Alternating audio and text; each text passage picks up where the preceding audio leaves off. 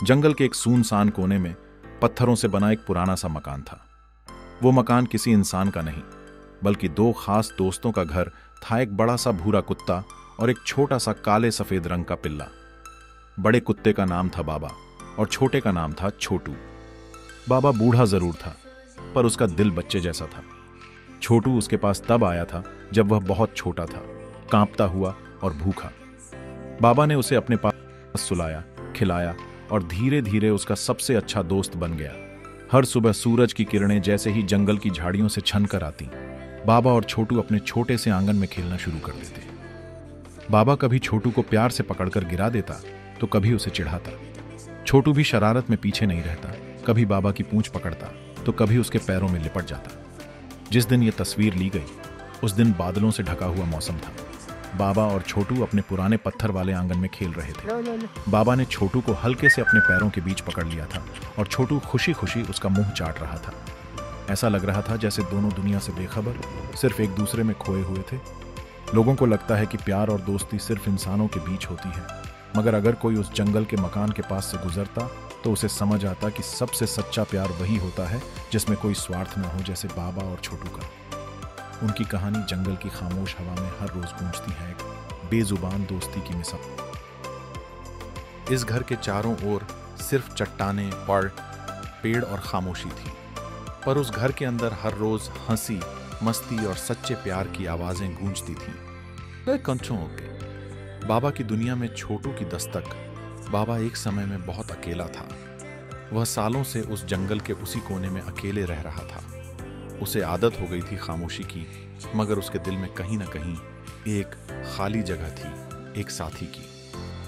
फिर एक दिन बारिश के बाद जब आसमान में धुंध फैली हुई थी, बाबा को एक पत्थर के पास से एक कराहती आवाज सुनाई दी। वहां कीचड़ में सना हुआ, भीगा और कांपता हुआ छोटा सा पिल्ला पड़ा था। उसका शरीर ठंड से सुन्न था, लेकिन आंखों में उम्मीद थी। बाबा ने झुका, उसे मुंह से पकड़कर धीरे से घर की ओर ले गया। हर दिन एक नया खेल। अब बाबा की जिंदगी बदल चुकी थी। उसका अकेलापन जैसे पिघल गया था। हर सुबह सूरज की रोशनी के साथ वो छोटू को उठाता, उसे प्यार करता और अपने साथ बाहर ले जाता। छोटू उछलता, कूदता, बाबा की पूंछ पकड़ता और फिर भाग जाता। एक दिन खेलते खेलते छोटू फिसलकर एक पत्थर से टकरा गया। बाबा तुरंत भागा और उसे अपने मुंह से हल्के से पकड़कर ऊपर उठाया। वही पल था जब यह तस्वीर ली गई बाबा के मुंह में छोटू का बदन था, लेकिन उस पकड़ में प्यार, चिंता और देखभाल छुपी थी। बाबा गुस्से में नहीं था, वह एक पिता की तरह देख रहा था, जैसे कह रहा हो, शरारत करो लेकिन खुद को मत चोट पहुंचाओ। एक घर जहां दिल रहते थे, वो छोटा सा घर अब एक मंदिर बन गया था, प्यार का, दोस्ती का और जिम्मेदारी का। बाबा अब छोटू को केवल साथी नहीं, अपने बेटे जैसा मानता था।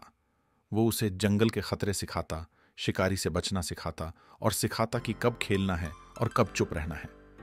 छोटू भी अब बाबा से बहुत जुड़ गया था।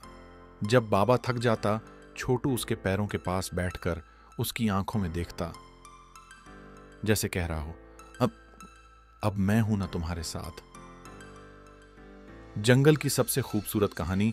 कई लोग कहते हैं कि जानवर सिर्फ जानवर होते हैं, मगर जो कोई उस जंगल से गुजरता और उस पत्थर की दीवार के पास इन दोनों को खेलते देखता, वो रुक जाता, क्योंकि वहां एक अनोखी दुनिया थी जहां ना शब्द थे, ना नाम, पर फिर भी हर चीज साफ थी। सच्चा रिश्ता, गहरा अपनापन और बेजुबान भावना। अंत में कभी कभी हम सोचते हैं कि हमें सबसे ज्यादा क्या चाहिए, शायद एक बड़ा घर, ढेर सारा खाना या शोर शराबे वाली जिंदगी। लेकिन अगर बाबा और छोटू से पूछो तो उनका जवाब होगा, एक सच्चा साथी, बस वही सब कुछ होता है।